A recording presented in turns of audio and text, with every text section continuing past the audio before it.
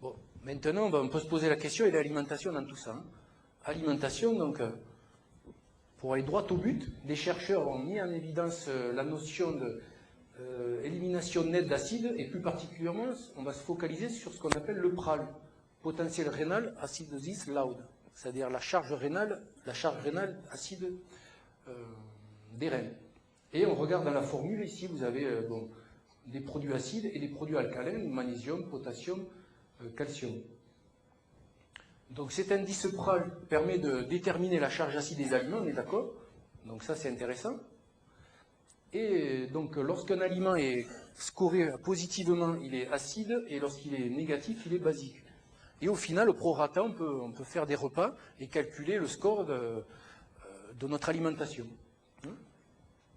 Donc voilà, bon, je ne vous fais pas les détails de formulation, ça n'a aucun intérêt. Hein. Alors si on regarde les aliments qui sont potentiellement acides, potentiellement alcalinisants, ici vous avez les fruits et les légumes qui sont plutôt alcalinisants, et là vous avez les céréales et les protéines qui sont plutôt alcalinisantes. Alors d'une façon plus ludique, c'est ce que j'ai fait en diaporama, vous avez les chiffres, et on voit que les fromages, je ne vous dis pas qu'il ne faut pas manger du parmesan, attention, hein, mais le parmesan est très riche en protéines, et il a un score de 23, quasi 24, les viandes un score de 10, les fromages plus pauvres, comme la feta, avec une pensée à nos amis grecs, est plutôt moins acide que le parmesan. Vous avez ici le poisson, aussi un petit peu moins que la viande, mais bon, pas beaucoup moins, pardon. Ensuite, vous avez intermédiaire, les céréales, les yaourts, produits laitiers, on voit que les produits laitiers, ils ont plutôt une tendance à être neutres, les graisses complètement neutres. Et bien sûr, ce qui va nous intéresser pour lutter contre l'acidose chez le sportif, c'est certains groupes d'aliments, les légumes en général. Alors les épinards, c'est le top, moins 14. Vous avez les fruits en général à moins 3. Et vous avez le raisin aussi qui est le top du top. Il y a la figue, on ne peut pas tout mettre, moins 21. La châtaigne aussi intéressante. Les citrons, bon. Donc on arrive à scorer et finalement à faire des repas. Alors il y a une expérience qui montrait, on va passer assez vite, je sens que je vais me faire gronder. On a enrichi l'alimentation, donc là, alimentation équilibrée, alimentation enrichie en protéines et en sucre, et là, on l'a maintenu. D'accord? Donc, on regarde ce que ça fait sur le pH.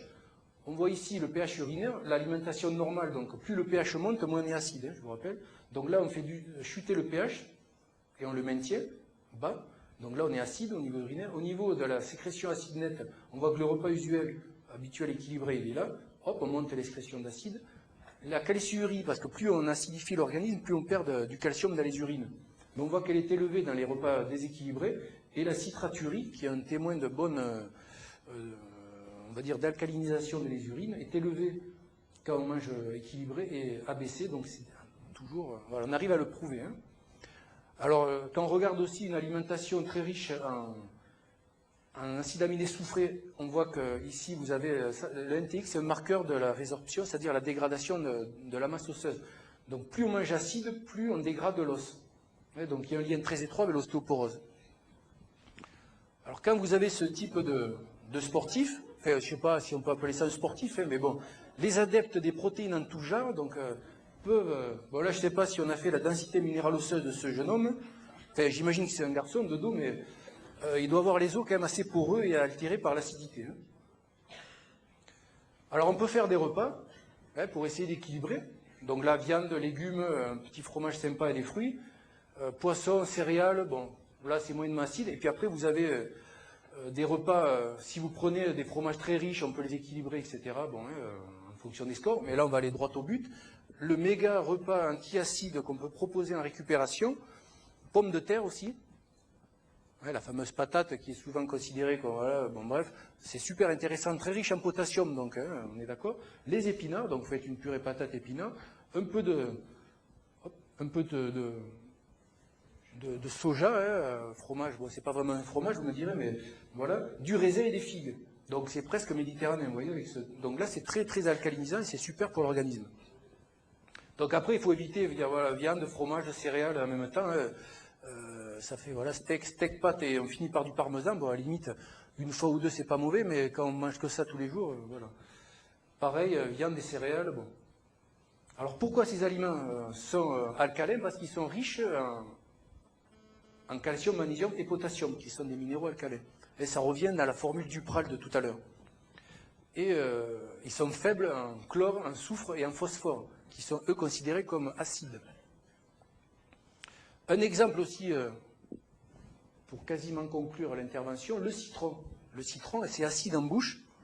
Alors on se dit, on ne va pas s'acidifier parce que c'est acide en bouche, mais c'est une erreur, parce que c'est du citrate de sodium, essentiellement, donc c'est acide, mais ça va permettre au final, par cet apport de citrate de sodium, d'éliminer le H+, au niveau des reins. Donc moi je propose aux sportifs que je suis, en nutrition, de faire des cures de citron pour lutter contre l'acidose qui peut être associée à des tendinites, à des problèmes de santé particuliers. Alors comment faire en pratique? Il va falloir mesurer son pH urinaire. Je vois que vous regardez la montre, j'ai quasiment terminé. Hein. Donc le pH se mesure au réveil, idéalement la deuxième urine.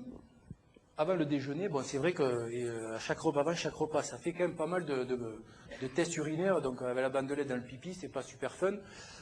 Mais bon, après si on a envie d'avancer, voilà. Hein, et on regarde par rapport à la lecture si on est acide, voilà. Et en fonction de la modification de l'alimentation, on va pouvoir contrôler, ce qui est marrant, c'est voir l'amélioration de cette acidité. Alors le pH salivaire a été testé, mais finalement il n'est pas fiable, donc il a été abandonné. C'était plus pratique, vous comprenez, avec la salive. Alors comment faire en cas d'acidose? On peut se poser la question du sportif, par exemple, c'est manger des fruits et des légumes. Bon, on revient un peu au discours habituel, mais en choisissant ses fruits et ses légumes, bien sûr. Les compléments alimentaires, éventuellement, hein, c'est pas... Donc là, on prendra des sels basiques, notamment enrichis en potassium. Mais bon, le potassium, il ne faut pas en boire des seaux non plus, parce que ça peut déséquilibrer la contraction cardiaque hein, par rapport au potentiel d'action, donc il faut y aller doucement. Bon, on peut prendre des bicarbonates hein, en post-effort, c'est intéressant, et des oligo-éléments comme le magnésium, calcium, etc.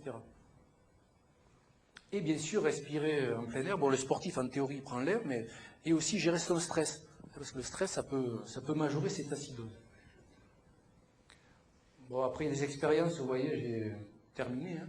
Une expérience relativement récente, on a proposé donc cette composition et on a mesuré le pH urinaire. Et on voit que le pH, vous voyez, without c'est 100, de 1 à 7, il n'y a pas de supplémentation. Et après, de 8 à 14, on passe sur une supplémentation. On voit que le pH monte. Et quand le pH monte, ça veut dire qu'on fait diminuer l'acidité. Voilà. Bon, les eaux alcalines, hein, on est d'accord. Le bicarbonate, les eaux, hein, on ne va pas faire de pub, mais les eaux gazeuses sont intéressantes. Il faut choisir les bonnes aussi.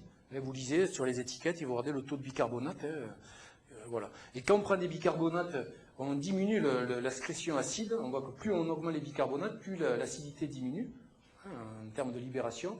Pareil pour le chlore. Plus on prend des bicarbonates, plus on élimine du chlore, hein, qui est un facteur acidifiant. Voilà. Je vous remercie de votre attention.